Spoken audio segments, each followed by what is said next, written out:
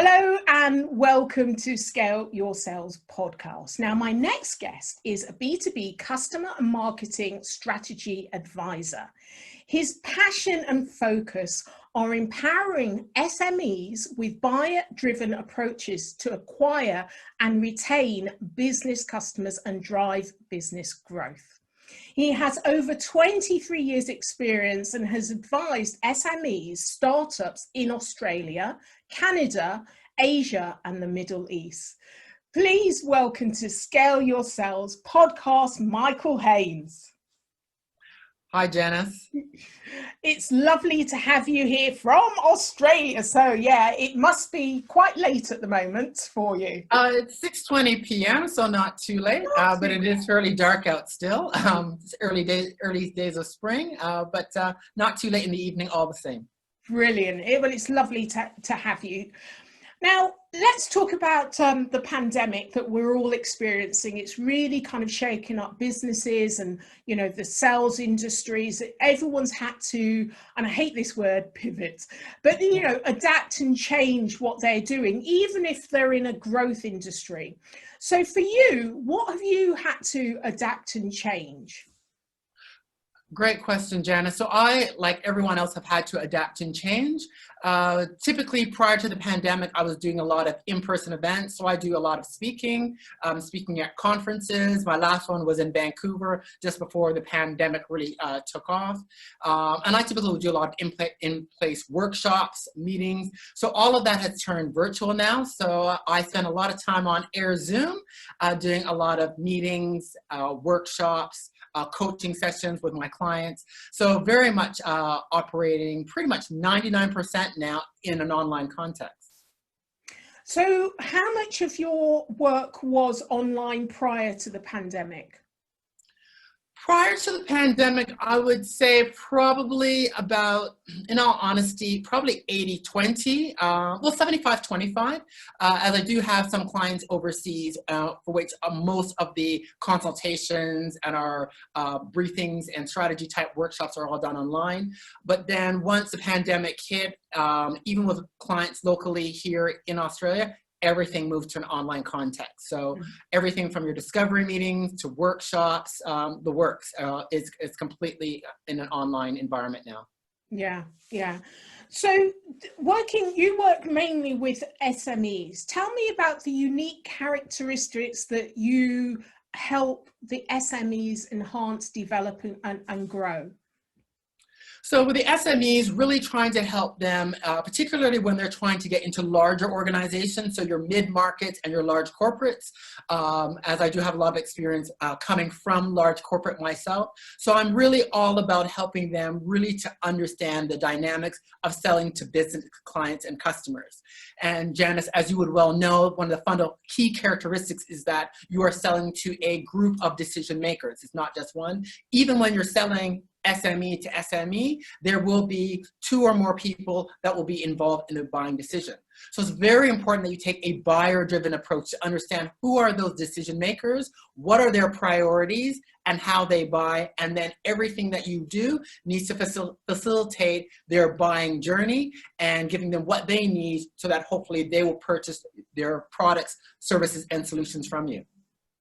So what's your view in the way that B2B sellers have shifted? Has it been enough to be kind of buyer and customer centric? Because I know that that's something that you really help them with. Do you think that, are they coming to you and they've already got some ideas of how they need to adapt their mindset to enterprise customers?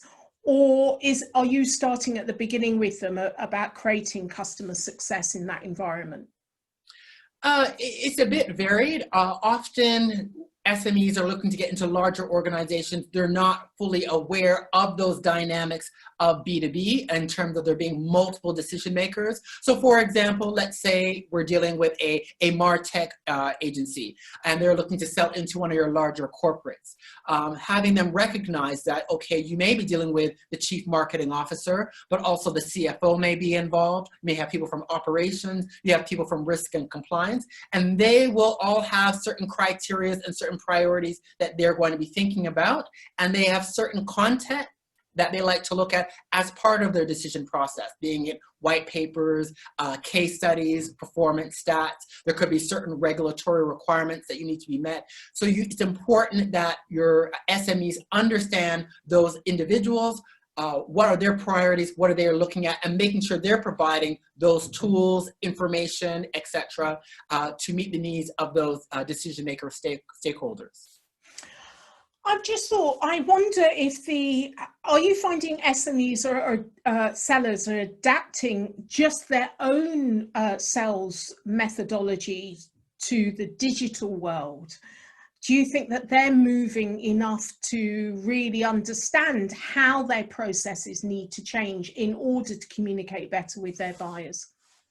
Great question, Janice. I think a lot of organizations are moving to the online environment, but it's a lot more than just simply moving to the likes of mechanism like here on Zoom. It's really understanding where buyers are at right now. Your business customers, your business buyers right now, they're really looking for decision confidence, to get confidence in themselves, to understand what they need to do to take their business from where it's at currently right now and where they want to go. So they're looking for actionable solutions. They're looking for insights and advice to identify opportunities, to understand what is it that they're going to have to do within their organizations and or delivering to their customers. So this is really what they're looking for. So it's really about your sellers being that trusted advisor and partner, providing those insights around market opportunities, providing that roadmap. How are we going to use this MarTech solution? How will it be implemented, and how are we going to use to help them meet their requirements around market share, retaining certain kinds of customers, growing customers. So it's really around that, being that advice and providing that implementation and execution support to really work with your customers. And so it's really those elements that you need to be indoctrinating and incorporating into those discussions that you're having online. That's really how you're going to succeed in today's business environment. So it's a lot more than the virtual is important, but it's really about what you're doing on those virtual meetings and how you're approaching them. That's where there's still some work to be done, and that's really the critical element. I'm interested because, you know, you're originally from Canada, you're living in Australia, you've always kind of worked in the sales and marketing environment, whether that's kind of corporates and now supporting SMEs. Do you see culturally there's a difference? Because the sales methodology might be the same and the tools might be the same, but do you recognize that there is a cultural difference? So even whether it's your own business, you're having to adapt when you're in Australia, or whether you're in Canada or Asia and the like. What are those little subtle adaptations that you need to do that, customers, you would talk to customers about as well? I think generally, adapting when you're dealing with, let's say, SME to SME, SME versus corporate, you need to recognize that in terms of, language, in terms of how you will dress, for example, can be quite different. Using the right kinds of language, if you're an SME selling to corporate, they may use certain terminologies that you wouldn't use SME to SME.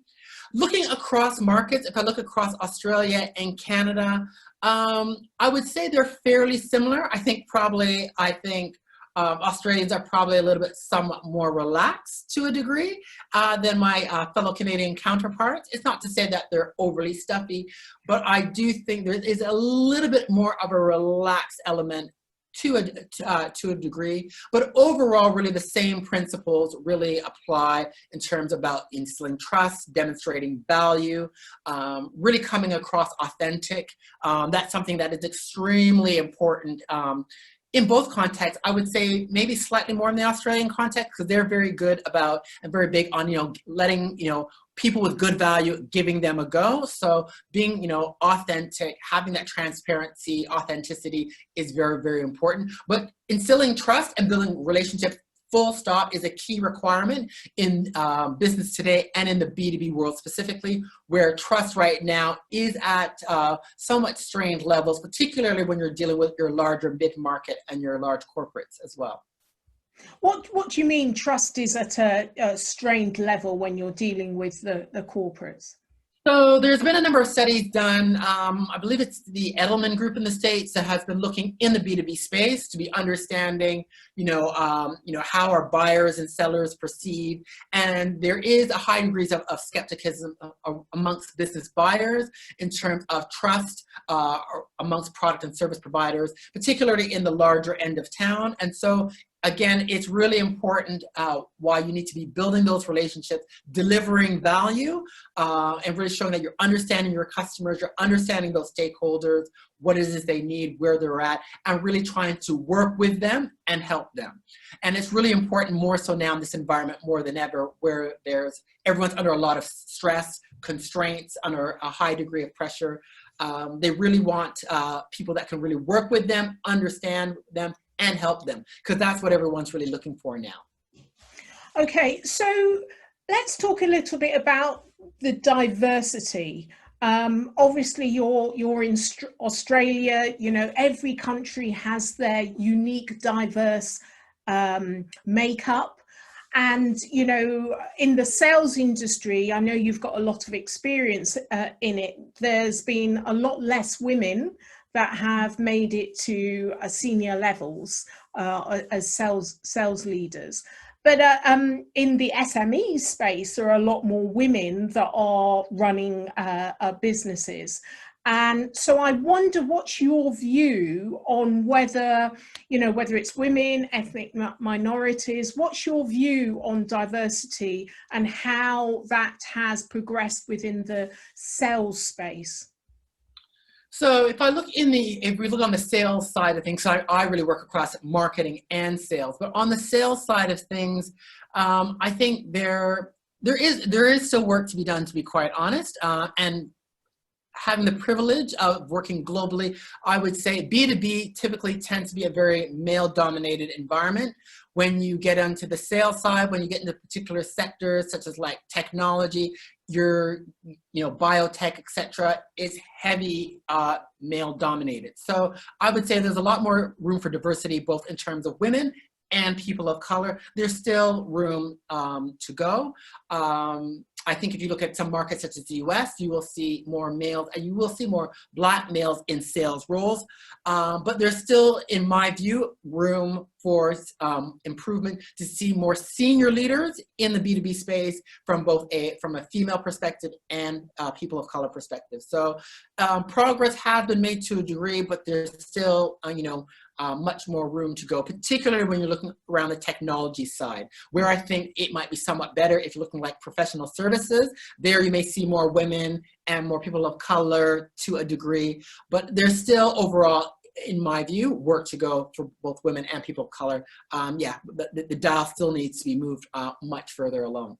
I don't know if you've got a personal experience, but what people might ask, well, why bother? Like people deal with all people. It doesn't make any difference. Why, Janice, why are you always banging on about this? So I don't know what your view is or whether you've got a personal experience.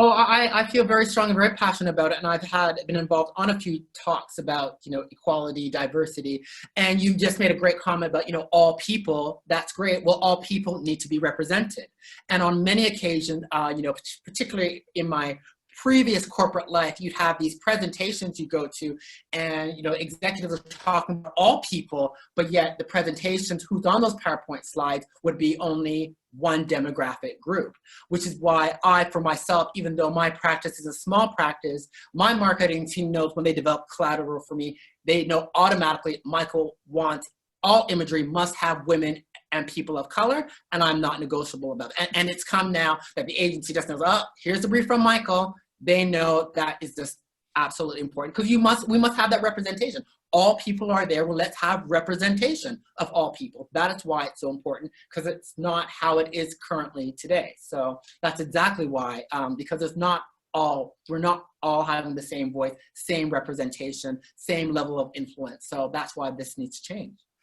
You've reminded me of something, like growing up in the UK, and it's really important.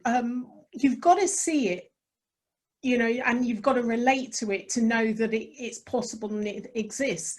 And so often imagery didn't look like us. And so you're sitting there and you may have all of the answers, you may be the sharpest person in the row, but something like that really does bring you down, because you think I haven't got a space here. This is not for me. It's really, really difficult because you're constantly having to punch through all of those things where, you know, it brings together all of those micro messages, certainly that I was told growing up, and then you see it kind of on the screen looking at you. And there was, in actual fact, there's lots of kind of stories where, whether it's the London Underground or the NHS, they've literally whited out black people, and they're, you know, and it looks really weird when they have those in the past, when they've had those images. It was, you know, a lot of ethnic minorities that are actually running you know, the transport system or working for, but actually when they did any promotion, there was none in there. And yeah, it really does belittle, and it's very, very important. So I think that you bring up a really good point. You need to have cross representation.